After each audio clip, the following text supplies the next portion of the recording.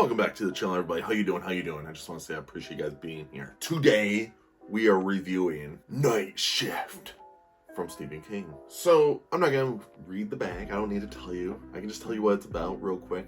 It's just a bunch of short stories. I think there's 19 of them in general. So, this is the first time I've read Nightshift in like 7 years. I think it was 7 or 8 years now when I started reading Nightshift. And I had like a Stephen King addiction when I was younger, in my early 20s, where I was just like, I need to read Stephen King. And that's how I actually got into reading. So Stephen King was like getting my toes wet into reading. And now I don't even read his stuff. I read just everything else, which is fine. It's just what happens in life. I want to read all of his books. And the last book I read was The Shining, and this is in order. This is on one of the websites that I found that showed all of his stuff is in order. So Nightshift was the next one. I'm gonna just say rereading this was not nearly as good as I thought, and I gave this a 4 out of 5 stars to begin with. So, but when I first read it, I gave it a 5 out of 5.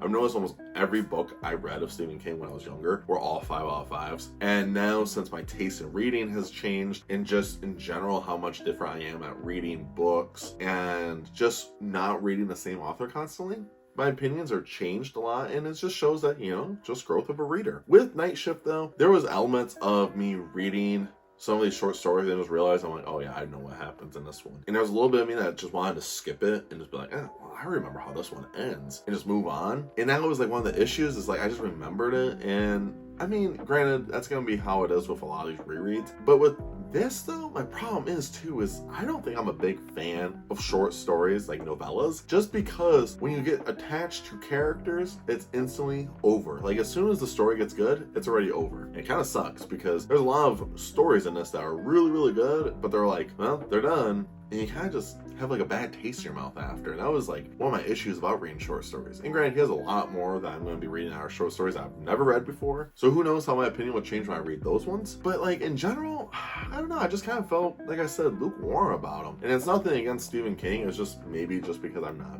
the biggest fan of short story novels, of short story novellas. And that could be the biggest problem about all of this. And who knows? I could just be delusional and have no idea what I'm talking about. But with Nightshift, I think when the stories are good, the stories are good. I think my favorite one, besides Children of the Corn, because that's the most popular one, is, I think it's called The Ledge. It's where this tennis player that's not very good is dating like this mob boss's like wife, and they're gonna run away together. And he tells the tennis player, he's like, you walk around that ledge, I'll give you like 50K and you can have my wife. If you don't, you're screwed. And the guy's like, all right. He does it.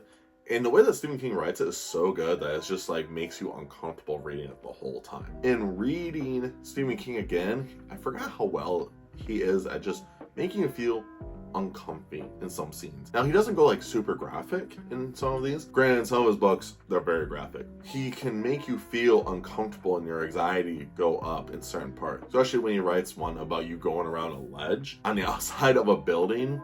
Yeah, he does a pretty good job in that. Granted, that one's only like 12 pages long, but he does such a good job at it where you feel tense. And I really like that element while reading that. I didn't expect that going in, but oh man, great stuff. Of course, Children of the Corn, I don't need to say too much about it. It was just a really fun read. In general though, I really did like The Nightshift. I gave it a 4 out of 5. I don't see myself ever doing like a huge Stephen King reread after all this. I mean, I know his greats already, so I'm slowly going to be itching through them all. It's going to take me years to probably read all of his books, because I'm probably going to do one a month or one every other month. Who knows? Just see how I feel. And the next one's like a chunker. It's one of his greatest books ever, so there's that. Yeah, I'm pretty excited with this journey of the Stephen King life. But yeah, with Nightshift, like I said, 4 out of 5. If you guys made it to the end of the video, what did you guys think about Nightshift? Did you guys like Nightshift? Are you a fan of short stories? Or are you like me where you're like, I don't really like them too much? I would love to know down below. And of course, make sure you guys stay safe, stay humble, and tell someone you love them. I'll see you guys in the next video. Stay weird.